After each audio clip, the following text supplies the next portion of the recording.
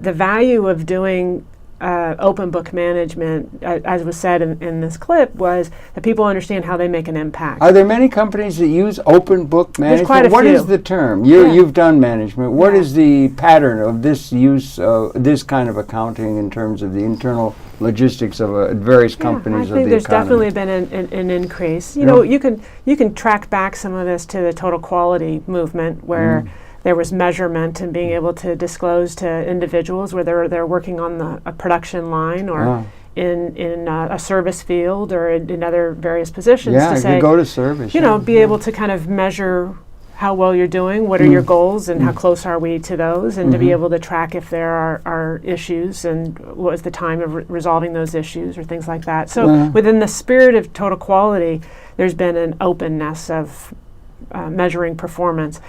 In this case, it's a lot more financial information, as if you are running the organization. So you're looking at margins, you're looking at gross margins, you're looking at debt to equity, and you're looking at a lot of the financial results of your business unit, of your division. And do they have input as to how to interpret those things and everything, rather than just having it available to them, but they actually have input in decision making? Because finance is followed often, or decision making is followed by the financial realities, and so it's a sense of responsibility. Well, one of the things that's really important is that you understand what information. It's not good enough to give people information. Right. And that's actually the importance of this clip. Actionable information. It has to be actionable, but you also, you have to allow people to understand. There has to be a certain amount of training and education. Well, what are you looking at? Because otherwise it's going to be information overload, or someone's not really going to know how to interpret it. So there is an investment an organization makes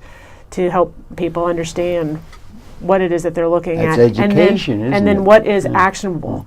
We also in the film wanted to cover some of the other management opportunities, if you will, when you have an employee-owned company. And so the clip actually covered the decision-making process, that it's participative.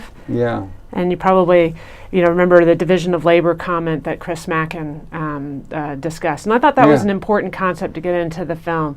Because there's some fear, if it's an employee-owned company, that every decision is a consensus. And these are participative. There's a difference between participative and consensus. You did say there is a role for the CEO. There is a role. That in a sense is there's a role for the structure. There is a role for the structure. You tend to see more committees in these kind of companies and participative. But ultimately, people are responsible to making certain decisions. So I thought it was important, because sometimes when people are looking at employee ownership as an opportunity to integrate into their company, which means more employees, non-executive and executives have ownership, that the control aspects is something that concerns them. And these are well-managed, they need to be well-managed companies. Yes, and there needs to be defined who's responsible. But again, they do tend to be more participative. And that allows people to be able to get information, as we talked about through open book management, be able to understand it, and then be able to act on that information. And so that means it's more participative style. We also showed the recruiting and situations like a layoff. And so there was the Gary Dick story we just saw in the last clip, which is a wonderful man that works at New Belgium Brewery that told his story about how he had worked in coal mines, and then he advanced to a large brewer in the area out in Colorado, and then was given early retirement. And if you remember in the clip, he describes how he was treated and how he felt about that way of being treated. But he was not asked to share any of his information before he left to any of the people that were remaining, but was basically treated like a number. And had no value. Here's someone that's in mid-50s, right? It's a very common story. And when we had the pleasure of interviewing him, and he was able to describe that story, we knew it needed to be in the film, because he joined a company that respected that he had knowledge, and that he could learn new things, and he could engage as a high-performing individual, and that he joined was New Belgium Brewery, and he was attracted to them because of the culture and the respect that they had for all their employees, but also someone that came in the mid-50s, and that they also looked out for retirement. And I think that's a common issue that we're facing across the country.